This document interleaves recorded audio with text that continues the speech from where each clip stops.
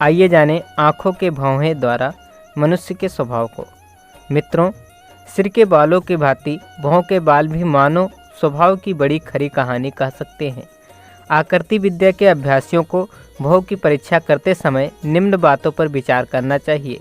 Number 1 गोलाई, number 2 लंबाई, number 3 मोटाई, नंबर 4 बालों की बनावट, नंबर 5 आदि स्थान, नंबर 6 अंतस्थान। आगे इन बातों पर संक्षेप प्रकाश डाला जाएगा। ध्यानपूर्वक देखिए कि भौं का आरंभ किस प्रकार होता है। ये दोनों भौहें आपस में मिली हुई हों, दोनों का आरंभ बिल्कुल सट कर होता हो तो ऐसे व्यक्ति से सावधान रहने की जरूरत। पुराने जमाने के सामुद्रिक शास्त्री कहा करते थे कि ऐसे व्यक्ति का कभी विश्वास नहीं करना चाहिए, पर आपको इतना आगे जाने की जरूरत नहीं है। सटी भौहों को देखकर इतना समझना ही पर्याप्त है कि इस व्यक्ति का दिल व दिमाग साफ नहीं है। ढिलमिल यकीन, संशयात्मक प्रकृति, चरित्र की कमजोरी तथा अन्य त्रुटियां ऐसे व्यक्तियों में देखी जाती हैं। वचन पटल देने तथा कर्तव्य की अवहेलना कर देने के दोष से भी वे मुक्त नहीं। ऐसे लोगों के बारे में यह ध्यान रखने की आवश्यकता है कि उनके साथ सावधानी से व्यवहार किया जाए। जिन भौहों का आरंभ एक दूसरे से सटकर होता है वे सिधाई, सरलता तथा प्रामाणिकता प्रकट कर। कवियों ने भौहों की सुंदरता का वर्णन करते हुए उनकी उपमा तलवार से दी है। दूसरे शब्दों में यह कह सकते हैं कि तलवार की बनावट की भौहें प्रशंसा के योग्य समझी गई हैं। कमान या तलवार की तरह घुमी हुई, बाकी तिरछी और पतली भौहें प्रेमी स्वभाव, सरल, प्राकृतिक मधुरता तथा कला प्रियता की निशानी हैं। परंतु आंखें और भौं के बीच में अधिक अंतर न होना चाहिए।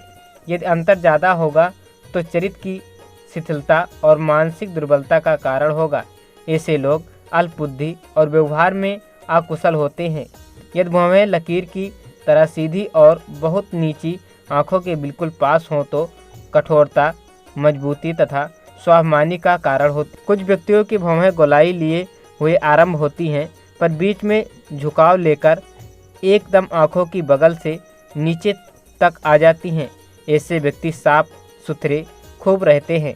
चमक दमक और फैशन उन्हें पसंद होता है, पर मानसिक बल की उनमें कमी ही रहती है। जो भौहें प्रारंभ में तो सीधी लकीर की तरह चलती हैं, पर अंत में एकदम नीचे को झुक जाती हैं, वह कलाप्रियता प्रकट करती हैं। विचारवान, विवेकी, दूरदर्शी, ज्ञानवान व्यक्तियों की भौहें मोटी होती हैं। अधूरी, छिरछरी और अस्त व्यस्त भौहें वाले कंजूस, लोभी तथा सूम देखे जाते हैं।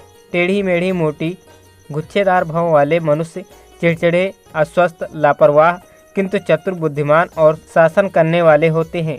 घनी और मोटी भौहें मजबूती, बुद्धिमत्ता, दृढ़ता का प्रतिनिधित्व करती हैं कि यदि वे पतली, कमजोर और थोड़े बालों वाली हों तो शारीरिक और मानसिक निर्बलता की कहानी कहती हैं। बहुत छोटी भौहें वाले जल्दबाज, चपल और बोलने वाले तथा कर्कश स्वभाव के देखे जाते हैं। सिर के बालों की अपेक्षा यदि भौहों का रंग हल्का हो तो यह दुर्बलता एवं शक्तिहीनता की निशानी है, किंतु यदि इनका रंग सिर के बालों की अपेक्षा गहरा हो तो समझना चाहिए कि यह बल की बढ़ोतरी हो रही है। इनकी भौहें छोटे छोटे बालों की होती हैं।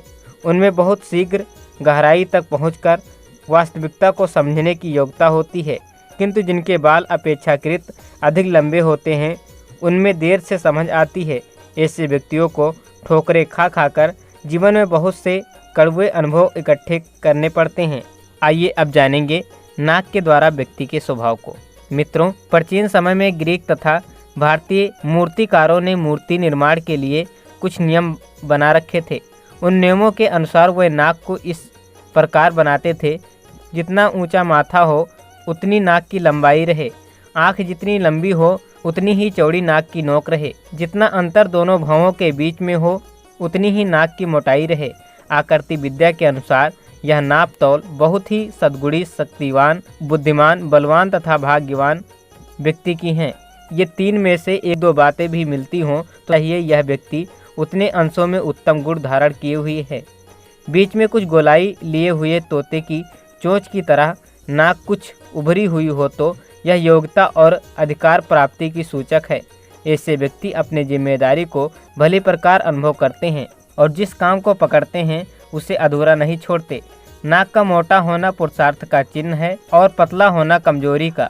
मोटी साथ ही बीच में उभरी हुई नाक प्रायः बहादुरों, सेनापतियों, अधिकारियों तथा अनुशासन मानने तथा मनवाने की रुचि वालों की होती है। बड़े चेहरे पर छोटी नाक या छोटे चेहरे पर बड़ी नाक, इस तरह का बेढौलपन चरित्र में किसी प्रकार की कमी बताता है। पतली नाक के बड़े नथुने, मोटी नाक के छोटे नथुने, चौड़ाई अधिक और लंबाई कम, लंबाई अधिक और चौड़ाई कम, इस प्रकार की कोमल बातें भी चरित्र में किन्हीं दोषों और त्रुटियों का होना प्रकट करती हैं। सीधी, पतली, लंबी और समान आकार की नाक शुद्ध चरित्र, मान मर्यादा की रक्षा, कलाप्रियता तथा उत्साह की सूचक हैं। परंतु पतली और लंबी होते हुए भी यदि वह टेढ़ी, गड्ढेदार, मांस रहित तथा बेढौल हो तो खुदगर्जी, निष्ठुरता तथा रूखापन जाहिर करती हैं।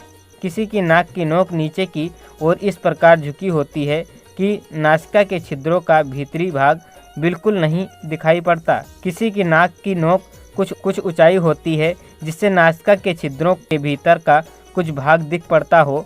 ये दोनों ही अपने अंदर कुछ विशेष अर्थ छिपाए होती हैं। नीचे की ओर झुकी हुई नोक उदासीन स्वभाव, आचरणहीनता, पर निंदा में रुचि होने की सूचक होती हैं, किंतु ऊंची नाक से चपटापन, विनोद प्रियता, हंसोड़पन, मनमानी करने में रुचि, चतुरता तथा व्यवहार कुशलता का होना प्रकट होता है। ऐसे लोग हर किसी को प्रिय लगने वाले होते हैं। चिपटी हुई नाक न तो देखने में कुछ अच्छी मालूम पड़ती है, न ऐसे लोगों का स्वभाव ही कुछ उत्तम होता है। ऐसी नाक की जड़ यदि कुछ दबी हुई हो तब तो उस आदमी को बहुत ही छोटे दर्जे का आदमी होना चाहिए। हाँ, यदि चिपटी नाक बिल्कुल सीधी तथा समानकार चली आए तो विशिष्ट कार्यों का संपादन करता कलाकार तथा वाक्यपटु होने की आशा की जा सकती है। चिपटी नाक के ऊपर यदि भौहें झुकी हुई हों और माथा आगे निकल रहा हो तो यह अन्वेषक, विचारशील, शोध करने वाला तथा दूरदर्शी होने का चिन्ह समझना चाहिए। औसत दर्जे की नाक के बीच का हिस्सा मोटी यदि हो तो विद्या में रुचि, अध्ययन, स्वाध्याय और मनन में दिलचस्पी होना जाहिर होता है। ऐसी नाक वाले पत्र लिखने की कला में बहुत निपुण होते हैं। मोटी नाक वाले धनी, गुणवान, कमाऊ तथा प्रवासी जीवन बिताने वाले होते हैं। नाक के ऊपर वाले भाग के साथ साथ नथुने की रचना पर भी दृष्टिपात करना चाहिए। देखा जाता है कि कुछ चिपटे हुए से नथुने वाले डरपोक और कमजोर स्वभाव के होते हैं। चौड़े और फूले हुए नथुने तथा कामुकता का अधिकता प्रकट करते हैं और बताते हैं कि ऐसे व्यक्ति छोटी बात को बहुत बड़ी करके मनाने वाला होता है। पहने तथा नुकीले नथुने बड़े खुदगर्ज और घमंडी होते हैं तथा दूसरों के मामले में अपनी टांग अड़ाने में बड़ी दिलचस्पी लेते हैं। मोटे, भारी और अधिक मांस वाले नथुने समझदारी, ईमानदारी, वफादारी, होशियारी तथा बीमारी की अधिकता प्रकट करते हैं। ऐसे व्यक्ति की आमदनी व खर्च दोनों ही बड़े चढ़े होते हैं। सूखी सी नाक वाले दीर्घ आयु होते हैं। जिनकी नाक बीच में बैठी हुई हो वह पर स्त्रीगामी, मधुरभाषी तथा बहुत कमाने वाले होते हैं। जिनकी नाक अपने अंगुल से 3.5 अंगुल हो वह अपने ही पुरुषार्थ से धन पैदा करता है, किंतु संतान की ओर से दुखी रहता है। जिसकी नाक 3 अंगुल लंबी हो वह दीर्घ आयु किंतु साधारण चित्त वाला होगा। 4 अंगुल नाक वाले मूर्ख और लड़ाके होते हैं। 2.5 अंगुल नाक वाले दरिद्र होते हैं। भाग्यवानों को प्रायः एक साथ 2 छींके आती। लेखक पंडित श्री राम शर्मा आचार्य, युग साहित्य, योगी दधीच। ओम शांति शांति शांति।